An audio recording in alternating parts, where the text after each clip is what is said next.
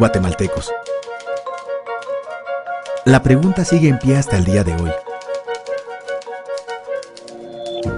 ¿En qué momento se fregó Guatemala?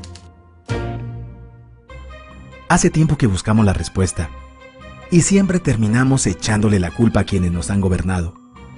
Es más fácil decir que Guatemala se hundió desde Manuel Estrada Cabrera y su negociación con los gringos y la United Fruit Company, porque el presidente Jorge Ubico era un dictador y un tirano, o que si Jacobo Arbenz y su ley de la reforma agraria, que por los constantes golpes de Estado y los gobiernos militares, o por la guerra o por la paz, o porque a Cerezo le gustaba el desorden y el relajo, por culpa del Serranazo, que pretendía la disolución del Congreso y manipular los tribunales electorales y de justicia, o que si Arzu vendió Guatel, o por el descaro de Portillo, o que si Berché no hizo nada, o que si en el Congreso se clavaron los 82 millones, por culpa de la mayoría de la clase política que gobernó y gobierna Guatemala, y que continúa en el escándalo y la corrupción.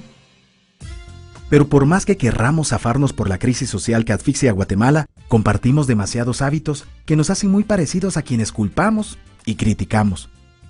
Porque aún compartimos que ser sinvergüenza debería ser parte del orgullo nacional.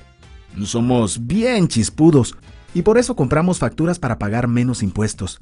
Ganamos nuestros trabajos no por nuestro esfuerzo o capacidad, sino porque tenemos un buen conecte. Nos colamos para que nos atiendan primero.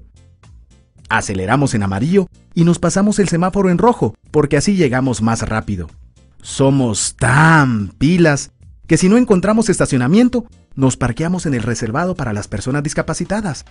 Robamos señal de cable, robamos agua, electricidad, y no nos consideramos ladrones. Reclamamos justicia y que no haya corrupción, pero le damos mordida a un policía para no tener problemas, o al juez para que abogue por nuestra causa.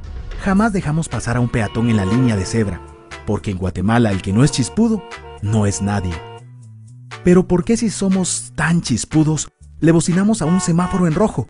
Como que el semáforo fuera a entender nuestra desesperación. ¿Por qué tiramos basura en la calle? Como que si la ciudad perteneciera a cualquiera menos a nosotros.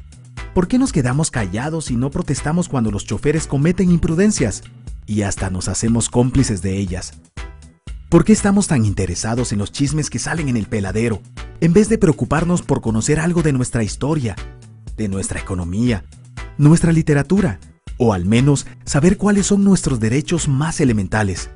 ¿Por qué sentimos que se nos hace un favor cuando un burócrata nos atiende? ¿Por qué cuando alguien hace algo bien decimos que parece que fuera de otro país? Como si eso fuera mejor. ¿Por qué no nos sentimos orgullosos de nuestra diversidad cultural? ¿Y por qué si somos tan chispudos, seguimos alimentando este círculo vicioso que no nos deja avanzar como sociedad y país? Es cierto que nuestros niveles educativos dan pena, y si queremos llegar a ser un país con posibilidades de desarrollo, se tiene que invertir en escuelas y capacitar a los maestros. Pero ¿de qué nos servirá una buena educación fuera de casa, cuando ni siquiera nos hacemos responsables de nuestros propios hijos? Cuando dentro de nuestras casas los educamos dándoles el peor ejemplo.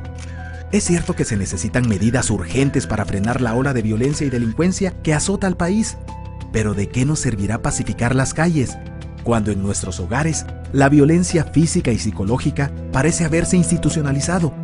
Es cierto que se necesita mejorar nuestro sistema judicial, pero ¿de qué servirá lograrlo cuando la mayoría de nosotros sigue avalando la ley del más fuerte, del más rico, del más vivo?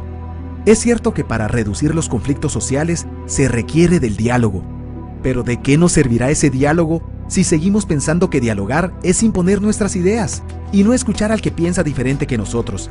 Es cierto que necesitamos que todos tengamos las mismas oportunidades, pero ¿de qué nos servirán proyectos y programas de igualdad y justicia si hasta el día de hoy añoramos ser quienes no somos y nos avergonzamos de nuestras mismas diferencias? O lo que es peor, nos sentimos superiores por estas diferencias. Es cierto, es mucho más fácil echarle la culpa de absolutamente todo a nuestros gobernantes, pero la realidad es que Guatemala se hunde en exacta proporción a esa viveza que alimentamos todos día tras día, a esa horrenda y famosa comparación que se nos hace con la cultura chapina de la olla de cangrejos. Si somos nosotros la materia prima con la que se hace este país, Y si no corregimos nuestros hábitos, nuestras costumbres, si nuestra materia prima sigue adulterada, cualquier producto que hagamos saldrá también adulterado. Y por más logros que obtengamos en nuestra economía, en nuestros deportes, en las artes, en nuestra cocina, por más orgullosos que nos sintamos de nuestros representantes, de nuestra historia, de nuestras maravillas o de nuestra creatividad, si no cambiamos estos hábitos, seguiremos preguntándonos en qué momento se fregó Guatemala. Yo ya estoy harto de esa pregunta. Estoy harto de ver cómo un país con tantas posibilidades y oportunidades, con tantas riquezas naturales y con tanta historia, tenga que seguir viviendo en el subdesarrollo, solo porque no nos creemos capaces de vivir de otra manera. Estoy harto de que nuestras desgracias continúen siendo un buen negocio.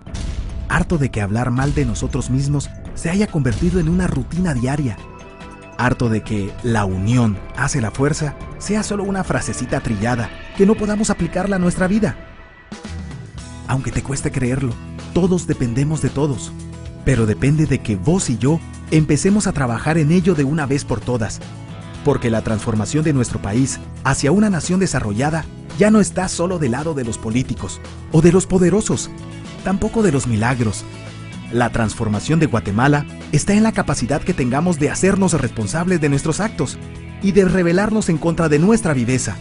La transformación de Guatemala está en ti y en mí, en todos. Está en nuestras instituciones y en la posibilidad de trabajar unidos con un compromiso verdadero. ¿Qué pasaría si cambiamos la pregunta? Si ahora yo dijera, ¿en qué momento se arregló Guatemala? Aunque te parezca una pregunta ilógica, tenemos que creer en ella. La respuesta está en nuestras manos. Todos dependemos de todos.